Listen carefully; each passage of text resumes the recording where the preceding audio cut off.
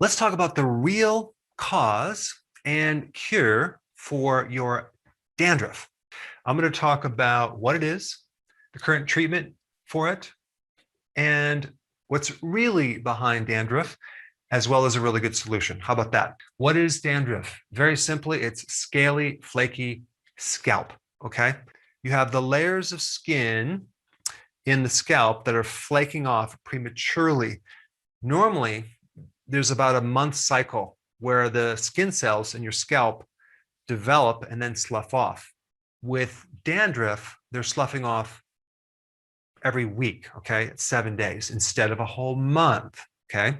So we'll talk about why that is, but very simply, if you ask anyone what dandruff is, they'll probably show you these little flaking skin cells on their shoulders. And this is why the #1 treatment for it is head and shoulders, which they're using a certain chemical, zinc perithione, ZPT, which is an antifungal, okay? And it's also antibacterial. So it'll kill microbes in your scalp, and it does get rid of dandruff, at least temporarily.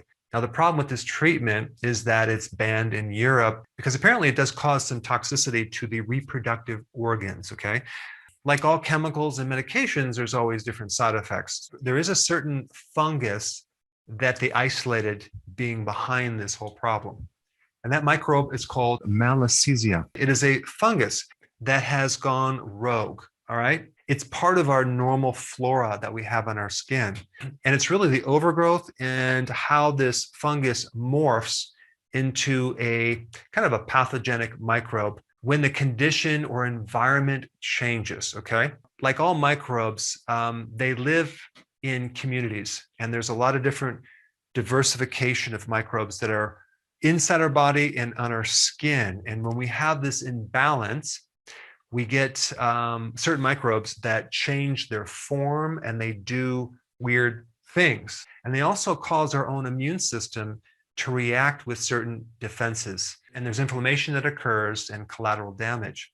So at the very root of dandruff, there's really an imbalance in the microflora on your scalp, where we have a kind of a morphed fungus that is no longer friendly. So it's creating an immune reaction. And what people don't realize is that you have not just friendly bacteria, you have friendly yeast, you have friendly fungus on your body and inside that is helping you, okay? Just like the soil, you don't just have friendly bacteria, you also have friendly yeast and fungus that without that yeast or fungus, the plants can't dig their roots and absorb the nutrients as well. So the fungus is just as important as the bacteria in doing its job. Without the fungus in the soil, they can't dissolve the minerals to really pull it in and allow the roots to absorb it into the plant. And apparently this fungus that grows on your scalp eats lipids, okay? It eats fats. It eats the sebum, which is the oil that comes from the oil glands around the follicles, around your hair follicles. But what's interesting about this fungus is it doesn't like all the fats, okay? It only likes the saturated fats. It likes to eat triglycerides. It doesn't like to eat the omega-6 fatty acids. And that's very interesting because the omega-6 fatty acids are the inflammatory acids. So personally, I wouldn't eat the omega-6. I would definitely eat the saturated fats, but not the omega-6, because these are the inflammatory type fats, which has been linked to inflammation, which is exactly what's happening on your scalp. Is just the tip of the iceberg. And what's really going on, it's happening in your gut flora. Now, obviously, if you affect the gut, you affect the skin, you affect a lot of other things. But an isolated symptom of dandruff on your scalp, there's probably a lot of other things going on. For example, there's a huge correlation between people developing dandruff and just after they had some type of antibiotic, right? So you're taking this antibiotic internally, it's killing off your microflora in your gut, and then you're ending up with a systemic problem on your skin. The same thing happens when you take an antibiotic, right? You kill off the bacteria and you end up with a yeast infection, which can happen in your mouth.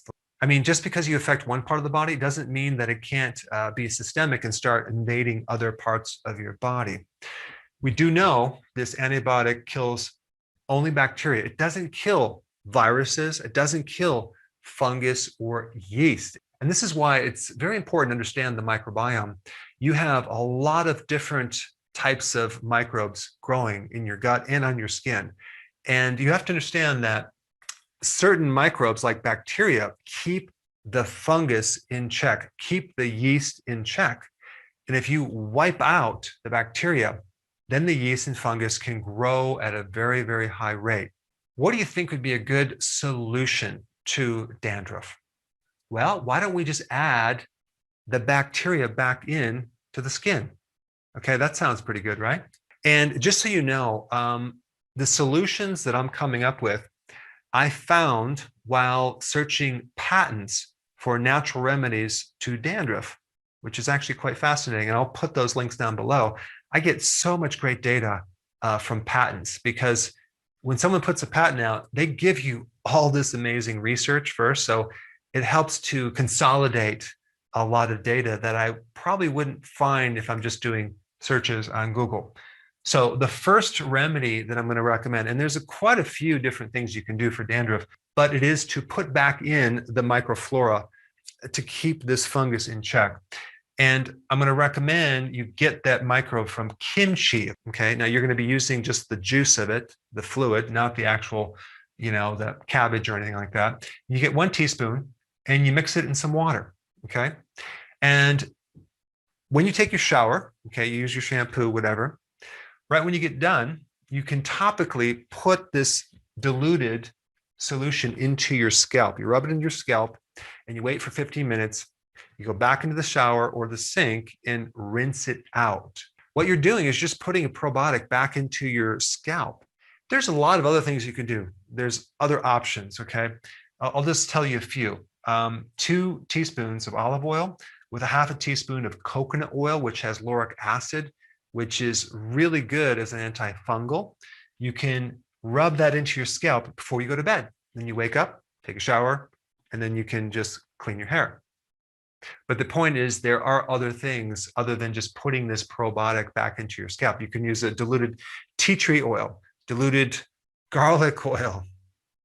You can use diluted oregano oil. There's so many different things you can use as a natural antibiotic without the side effects. Now, the next thing I'm going to recommend is to really fix your diet, because I really believe that if you don't fix your diet, this dandruff probably just going to keep coming back because it's coming from an imbalance in your gut. And one thing about yeast or fungus, okay, or candida, those microorganisms love sugar. They are carboholics. I mean, think about fermentation, okay? Making alcohol, vinegar, yogurt, all these fermentation type processes. What are they fermenting? They're fermenting carbohydrates, sugar. Guess what type of diet you should be on? Low carb, no sugar diet, okay? And then of course, do the healthy version of the ketogenic diet, which is low omega-6 fatty acids. So I would avoid the soy oil, the canola, the corn oils, which are very inflammatory. There are a lot of people who get on the ketogenic diet and their dandruff goes away without even doing anything else. So you should know that. I would also start eating foods that have probiotics. Sauerkraut, kimchi, kefir are just a few. Number 3, change your shampoo. If you're using your typical shampoo and a conditioner, if you read the back of the label, there's a lot of different chemicals. And a lot of these chemicals are antimicrobial. So it's very similar into putting insecticides, pesticides, herbicides into the soil. It's going to disrupt the microbiome. Well, the same thing that's going to happen when you start putting these chemicals on your hair. Not to mention, some people use a lot of hairspray. They use chemicals with dyes. They use their hair dryer with high heats. All these things affect the microbiome of your scalp. So if you find a shampoo and conditioner that's clean, that doesn't have chemicals, but this is just something that people need to be aware of. And number 4, get a shower filter that filters out at least chlorine and maybe even fluoride. Chlorine in tap water, city water, and fluoride are very, very irritating to your microbes on your surface of your skin. And when you get a good shower filter, you may find that your skin, not just on your scalp, improves, but the rest of your skin and your face. You might find an improvement in your acne. You might find that just the overall tone of your skin is much, much better. Now, the next most important video for you to watch will be the one that I did on acne, okay, relating to this topic. Check this out. I put it up right here.